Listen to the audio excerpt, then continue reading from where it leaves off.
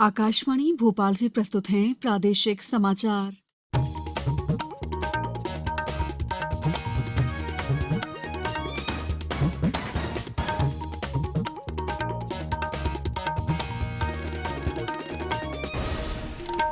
नमस्कार, समाचारों के साथ मैं दीपा सिंह।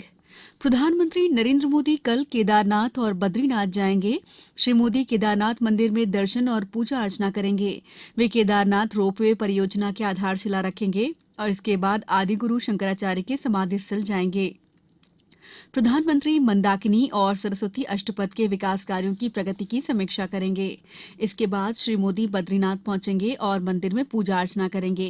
प्रधानमंत्री नदी तट विकास कार्यों की प्रगति की समीक्षा करेंगे और चमोली के माड़ा गांव में सड़क और रोपवे परियोजना की आधारशिला रखेंगे। मुरैना में एक पटाखा गोदाम में विस्फोट होने से 4 लोगों की मौत हो गई। यह हादसा बानमोर कस्बे के पास जैतपुर गांव में हुआ। धमाके से ये बिल्डिंग भी ध्वस्त हो गई। इससे कई लोग मलबे में दब गए। 7 अन्य लोगों की हालत गंभीर बताई जा रही है। घायलों को मुरैना अस्पताल में भर्ती कराया गया है। अतिरिक्त पुलिस महानिदेशक और चंबल आईजी राजेश चावला भी मौके पर पहुंच गए हैं।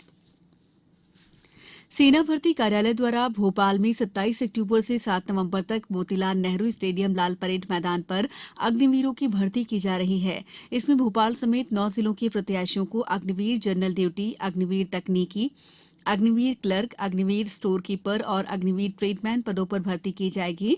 भर्ती में भोपाल, बैतूल, छिंदवाड़ा, होशंगाबाद, हरदा, राजगढ़, रायसेन, सीहोर और विदिशा के प्रत्याशी भाग ले सकते हैं। भर्ती प्रक्रिया प्रायः 4 बजे से शुरू होगी। पहले दिन 3000 युवाओं को बुलाया गया है। इसके बाद प्रत्येक दिन 5000 प्रत्याशियों को बुलाया जाएगा।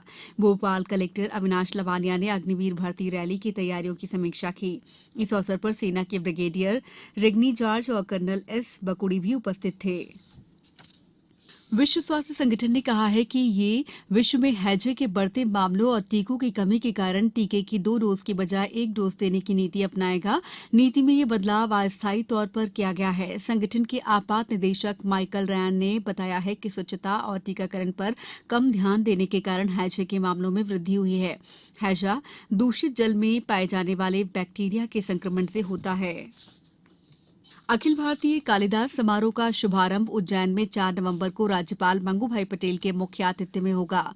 चित्रकूट के पूज्य स्वामी रामभद्राचार्य जी का सारस्वत उद्बोधन होगा। कालिदास संस्कृत अकादमी परिसर में 7 दिवसीय कालिदास समारोह 10 नवंबर तक चलेगा। इसी दिन शासन के प्रतिष्ठित कालिदास सम्मान भी प्रदान किए जाएंगे। इसमें रंगकर्म, शास्त्रीय नृत्य, रूपंकर और शास्त्रीय संगीत की विधा में कलाकारों को सम्मानित किया जाएगा। अखिल भारतीय कालिदास समारोह के एक दिन पूर्व 3 नवंबर को झाबुआ, उज्जैन और गुजरात के लोक दल द्वारा कलश यात्रा निकाली जाएगी। साथ ही लखनऊ की सुश्री मालिनी अवस्थी द्वारा शास्त्रीय गायन और उज्जैन के डॉ विवेक बानसूर द्वारा मंगल वाद्य वादन की प्रस्तुति दी जाएगी। अंडर 23 विश्व कुश्ती चैंपियनशिप में भारत कल 3 पदक अपने नाम कर इतिहास रचने में सफल रहा। पहलवान विकास और नितेश ने देश के लिए 2 कांस्य पदक जीते। इससे पहले साजन भानवाला ने कांस्य पदक जीता था। भारत ने पहली बार अंडर 23 विश्व स्पर्धा में 3 पदक जीते हैं। अब कुछ समाचार संक्षेप में। लोक स्वास्थ्य और परिवार कल्याण मंत्री डॉक्टर प्रभुराम चौधरी और उच्च शिक्षा मंत्री डॉक्टर मोहन यादव ने नर्मदापुरम जिले के ग्राम अमलाड़ा कला में मुख्यमंत्री जन सेवा अभियान के तहत आयोजित शिविर में हितग्राहियों को हितलाभ वितरित किया।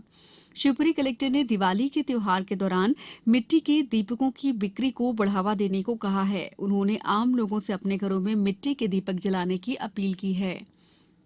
टीकमगढ़ पुलिस ने नशा मुक्ति अभियान के तहत आज जन जागरूकता अभियान चलाकर वाहन चालकों को और आम जन को यातायात नियमों का पालन करने को प्रेरित किया गया।